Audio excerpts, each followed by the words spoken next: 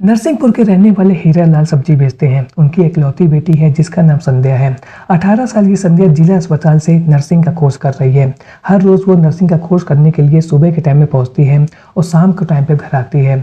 27 जून को भी हर रोज की तरह वो ट्रेनिंग करने के लिए जिला अस्पताल में पहुंची थी। दोपहर का समय था और इस समय लगभग 3 बज रहे थे।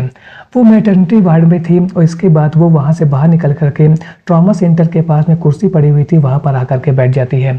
और इसी बीच में वहां पर एक काली टी शर्ट में एक युवक पहुंचता है। वो संध्या के पास में पहुंचता है और उससे बातचीत करता है।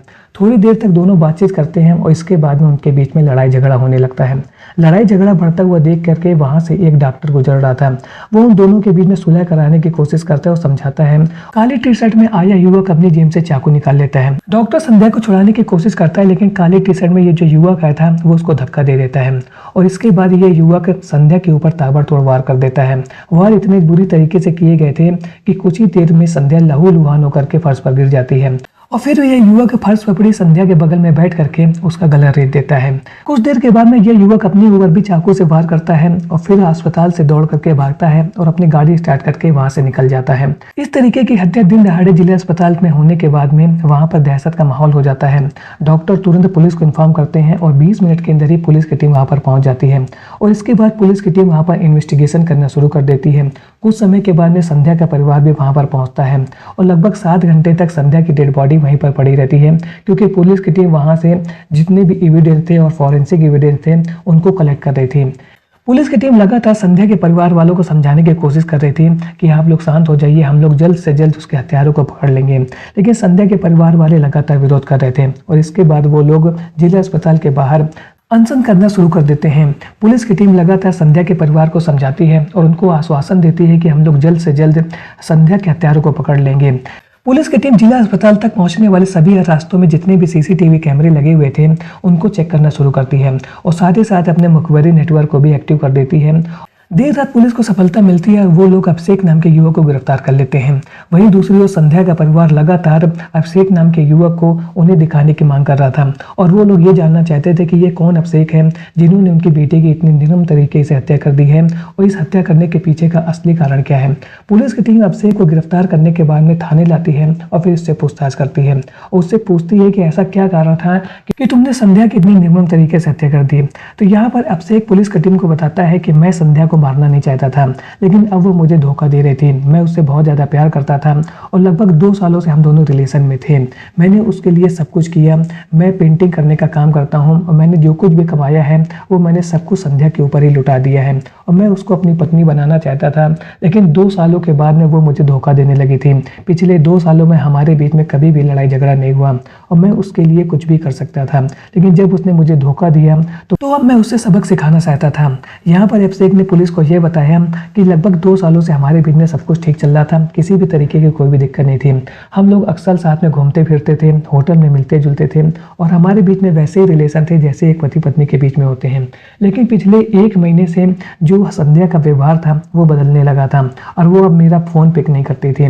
मैं जब भी उसको कॉल करता था तो वो बहानेबाजी करती थी और पिछले कुछ हफ्तों से तो संध्या ने मुझसे बात करना भी बंद कर दिया था और मेरा नंबर भी ब्लॉक कर दिया था। संध्या के इस तरीके के व्यवहार से मैं बहुत ज़्यादा परेशान हो गया था और कुछ दिन पहले मैं उससे मिला था और उसको मैंने समझाया था कि मैं उससे बहुत ज़्यादा प्यार करता हूँ, तो मुझे इस तरीके से धोखा क्यों दे रही हो।